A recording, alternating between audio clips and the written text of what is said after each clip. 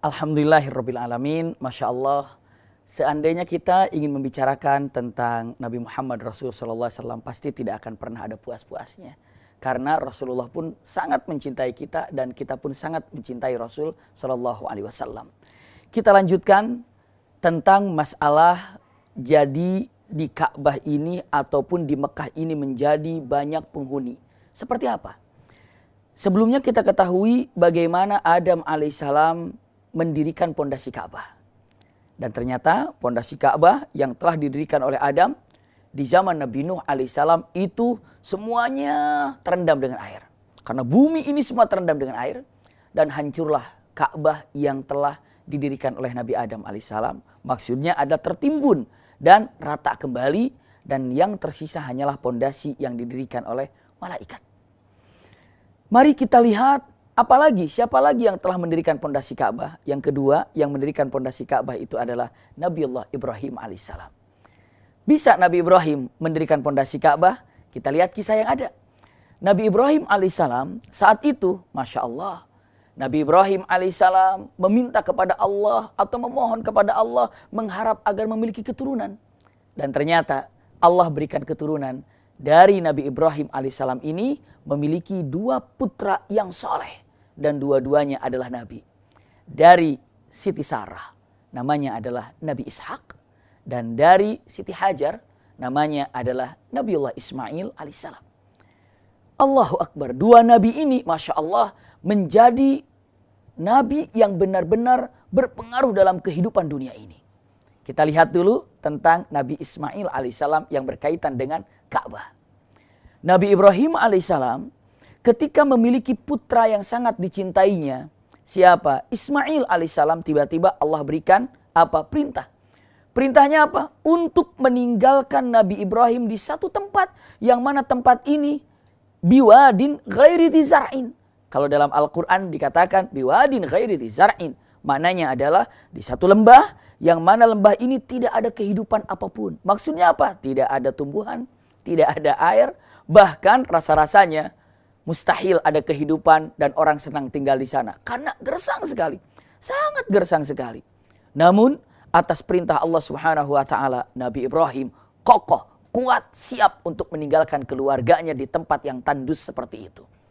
Subhanallah. Dan apa yang telah terjadi kepada Nabi Ibrahim dengan kekuatan yang ada, ternyata bukan Nabi Ibrahim saja yang diuji, pun istrinya. Siapa? Hajar. Sehingga Nabi Ibrahim ini sangat terkenal kalau ada ujian dari Allah subhanahu wa ta'ala tanpa sulit, tanpa susah, langsung dikerjakannya. Sehingga pujian dari Allah subhanahu wa ta'ala di dalam Al-Quranul Karim. Wa idzibtala Ibrahim. Ya? Wa idzibtala Ibrahim rabbuhu bikalimatin fa'atammahunna. Semua dilahap habis ujian dari Allah subhanahu wa ta'ala. Dengan cara apa? Dengan cara ketakwaan dan kecintaan kepada Allah. Termasuk saat ditinggalkannya siapa? Siti Hajar dan Ismail. Dan dengan kekuatan Siti Hajar, begitu tahu ini perintah dari Allah subhanahu wa ta'ala, dengan gagahnya, dengan kokohnya keimanan yang ada di Siti Hajar mengatakan, kalau memang ini perintah Allah, pasti Allah tidak akan pernah membuat kami terbengkalai. Pasti Allah tidak akan pernah meninggalkan kami. Itulah yang terjadi kepada siapa? Kepada istrinya Nabi Ibrahim, Siti Hajar, bersama Nabiullah Ismail saat itu masih kecil. Nabi Ibrahim pergi, apa yang terjadi? Tidak beberapa lama terjadilah suatu peristiwa yang sangat luar biasa. Nabiullah Ismail dalam keadaan haus. Nabiullah Ismail dalam keadaan haus dan air susu yang dimiliki oleh Siti Hajar pun sudah habis. Masya Allah. Dan disitulah siapa sih yang tidak panik kalau mendengar tangisan bayi sementara ibunya tidak ada makanan, air susu sudah tidak ada, maka disinilah apa yang dilakukan oleh seorang wanita yang luar biasa. Apa yang dilakukan oleh Siti Hajar? Dia mencari air. Walaupun secara logikanya di tempat itu nggak ada air. Tapi Siti Hajar tahu kalau sesungguhnya Allah ini melihat keinginan seseorang, bukan kemampuan seseorang. Coba kita lihat berapa banyak orang yang mampu melakukan sesuatu, tapi kalau tidak punya keinginan pasti tidak bisa. Tapi jika ada keinginan, maka kemampuan itu akan mengikutinya. Dan keberhasilan itu pasti akan mengikutinya. Kalau dia ada keinginan. Masya Allah. Dia berlari dari Bukit Safa ke Marwah. Safa Marwah dalam keadaan panik. Dia dari Bukit Safa ke Bukit Marwah dan tidak ada berserta dengan tangisan Nabiullah Ismail alaihissalam. Ya Allah. Lihat. Dalam tangisan yang luar biasa ini. Tiba-tiba Allah mengutus malaikat Jibril untuk mengepikkan sayapnya pas di kaki Nabiullah Ismail dalam tangisannya. Fanfajarat fihal ma, maka keluarlah air di sana. Air apa? Air Zam-Zam. Masya Allah. Kenapa dikatakan air Zam-Zam? Saat air ini keluar, Siti Hajar langsung berlari dan melihat air tersebut. Sambil mengumpulkan begini, kata Siti Hajar, Zam-Zam, Zam-Zam, Zam-Zam, Zam-Zam. Dalam beberapa riwayat mengatakan Siti Hajar zami, zami, zami, zami sambil mengumpulkan air Zam-Zam. Artinya adalah sesuatu yang berkumpul akan berkumpul dan dapat mengumpulkan. Masya Allah. Sesuatu yang berkumpul dan dapat mengumpulkan. Ya Rabb, itu makna yang sangat agung sekali. Ternyata apa? Ternyata benar-benar terbukti dengan makna Zam-Zam itu sendiri. Apa coba? Allahu Akbar. Begitu air itu sudah ada, dipeganglah Nabiullah Ismail oleh Siti Hajar. Diberikan minum air Zam-Zam. Dan ini punya keistimewaan tersendiri air Zam-Zam. Insya Allah nanti di Terang Jakarta kajian Sirah The Series kita akan bahas juga air Zam-Zam. Seperti apa? Insya Allah. Namun kita lihat apa yang terjadi kepada Siti Hajar dengan Nabiullah Ismail. Hiduplah berdua dengan hanya makan dan minum air Zam-Zam. Loh, kenapa air Zam-Zam dikatakan makan? Karena air Zam-Zam ini dalam kalimatnya Rasulullah mengatakan al-Zamzamu lima syuribalah. Air Zam-Zam ini tergantung niat apa yang diinginkannya. Kalau niat minum air Zam-Zam ingin kenyang, tidak lapar, maka air Zam-Zam dapat mengenyangkan. Masya Allah. Makanya kalau untuk air Zam-Zam para ulama, makan air Zam-Zam. Katanya demikian. Kenapa? Lima syuribalah. Wallahu a'lam. Hal yang terindah dalam keadaan seperti ini ada satu peristiwa yang luar biasa. Peristiwa apa? Peristiwa yang terjadi di Yaman. Peristiwa di Yaman apa? Karena yang namanya asli orang Arab itu adalah dari Yaman. Orang-orang Yaman ini, asli Arab ini, selalu berpergian. Pergi ke sana kemari. Musafir. Apa sih orang Arab ini musafir? Untuk apa mereka berpergian? Jawabannya hanya satu. Mencari curah air. Dan dengan cerdasnya orang Arab ini, mereka ini melihat di bintang, melihat ke langit. Mereka sangat tahu di mana curah hujan akan turun, di mana hujan akan turun, mereka berburu air, berburu air, berburu air. Dan ternyata ada satu kabilah Arab yang terbaik akhlaknya, yang tersopan daripada tutur katanya, yakni adalah kabilah Jurhum. Ingat, kabilah Jurhum. Kabilah Jurhum sedang mencari air, tiba-tiba dia melihat di atas langit itu ada apa? Ada burung yang sedang terbang gitu, berkumpul burung itu. Lalu kata kabilah Jurhum dengan mengatakan, wallahi ma ahidna illa fi hilma. Demi Allah, kami kalau melihat burung sebanyak itu, imma di bawahnya ada bangkai ataupun ada air. Tapi kalau dilihat, burung yang tidak memakan bangkai ada di sana. Berarti di sana ada apa? Air. Coba teliti. Begitu diteliti, didatangi, ternyata ada seorang ibu dengan menggendong bayi. Masya Allah, dan di depannya ada air. Lihat. Kabilah Jurhum ini sopan santunnya luar biasa. Padahal apa susahnya? Seorang wanita dengan menggendong bayi, tinggal ambil saja, rampas saja. Na'udzubillah, punten misalnya bunuh saja. Tapi tidak untuk kabilah Jurhum. Adab, sopan santun, akhlak. Dia datang dengan bertanya, ahadhil ma'ulaki? Apakah air ini milikmu? Iya. Iya, ini air milikku.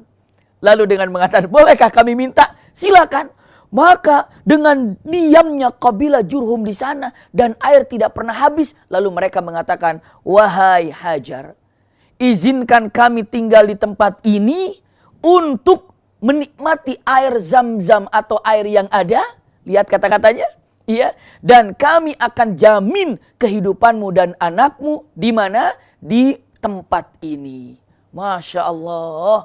Lihat, Allah kirimkan satu kabilah yang terbaik di Arab, kabilah Jurhum. Untuk apa? Untuk mendampingi Siti Hajar bersama putranya Nabiullah Ismail.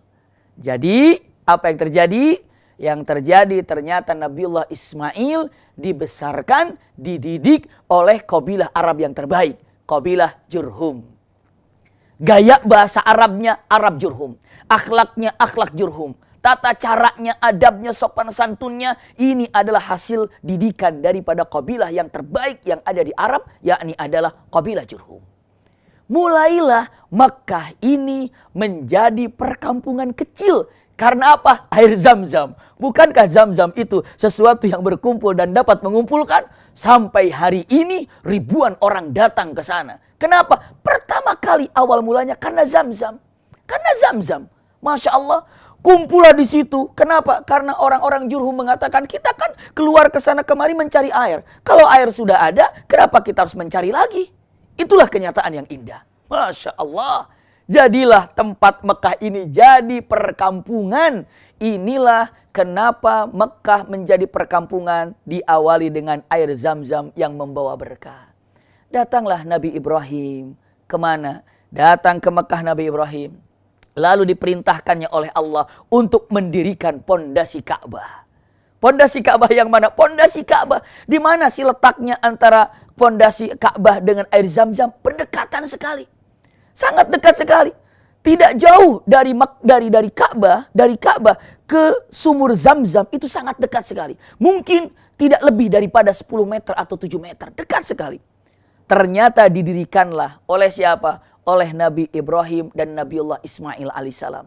Jelas Al-Quran pun mengatakan kata-kata yang sangat indah sekali. Dengan menyebutkan wa idh yarfa'u Ibrahimul qawa'ida minal baiti wa Ismail. Ingatlah ketika Nabi Ibrahim dan Nabi Ismail meninggikan kembali pondasi Ka'bah.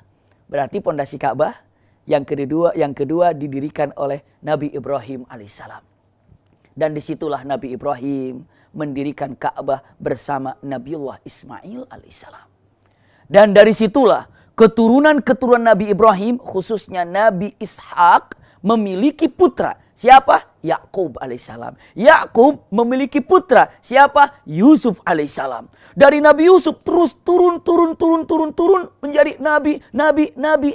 Diakhiri dengan Nabi siapa? Nabi Isa alaihissalam. Nabi Isa alaihissalam. Dari sejak Nabi Isa alaihissalam, karena punten Yahudi ini senangnya membunuh para nabi. Nabi Isa dikejar-kejar untuk dibunuh oleh siapa? Untuk dibunuh oleh Yahudi. Sebelumnya Nabi Yahya telah dibunuh oleh orang-orang Yahudi. Sebelumnya Nabi Zakaria telah dibunuh oleh orang-orang Yahudi. Dikejar juga Isa alaihissalam untuk dibunuh oleh orang-orang Yahudi. Apakah berhasil orang Yahudi membunuh Nabi Isa alaihissalam? Pastinya tidak. Iya, pastinya tidak.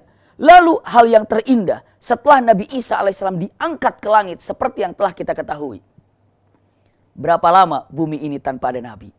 Bagaimana Nabi ini hadir kembali, khususnya Nabi Muhammad? Karena apa? Karena walau bagaimanapun Nabi Muhammad ada karena atas doa Nabi Ibrahim alaihissalam. Lihat di dalam firman Allah subhanahu wa ta'ala kata-kata yang sangat indah. Ketika Allah menyatakan kata-kata yang sangat luar biasa dengan menyebutkan Inni ja'iluka linnasi imama. Aku akan jadikan kamu menjadi imam bagi seluruh manusia. Tiba-tiba Nabi Ibrahim mengatakan, wa min dzurriyyati.